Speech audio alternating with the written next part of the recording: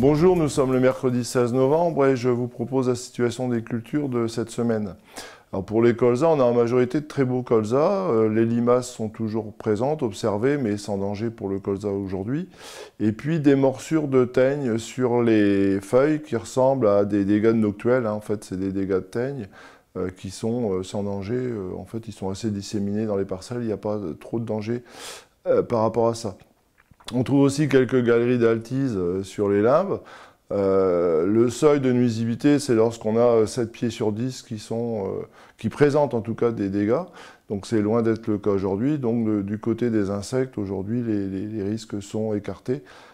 Autant pour les altises, les pucerons, que pour les autres insectes qu'on peut observer sur les parcelles. Aujourd'hui, la priorité sur les colzas, c'est de repérer les zones à désherber d'ici quelques jours, voire quelques semaines.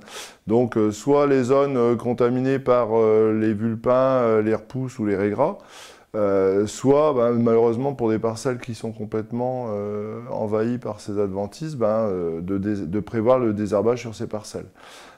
Aujourd'hui, compte tenu des conditions climatiques et de la végétation, il est encore trop tôt pour intervenir, puisqu'on est encore sur une végétation active avec des températures douces. Les quelques matinées de gelée de la semaine dernière sont déjà oubliées, puisqu'on est à plus de 10 degrés en pleine journée, donc on a encore des colzas qui poussent bien. Aujourd'hui, il est trop tard pour appliquer un régulateur.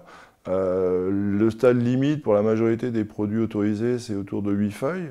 Aujourd'hui, on pense que, compte tenu des retards de levée et puis des densités de levée, le risque d'élongation, il est assez écarté cette année. On n'a pas encore observé de l'élongation, peut-être ponctuellement dans certaines parcelles, mais d'une façon générale, on n'est pas dans une situation à risque aujourd'hui.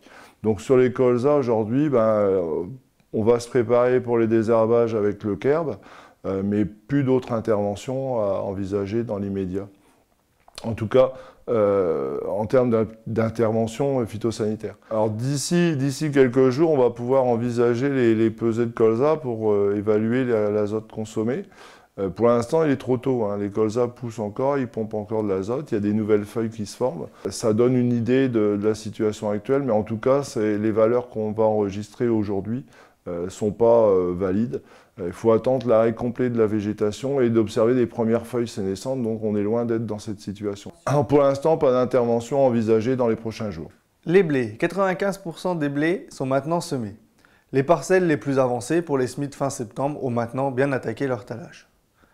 Les variétés qui peuvent encore être semées derrière les betteraves sont les variétés précoces à épiaison, telles que Cellule ou RGT mondiaux. Les pucerons sont moins présents cette semaine en intensité et en fréquence. C'est lié à la baisse des températures de la semaine dernière.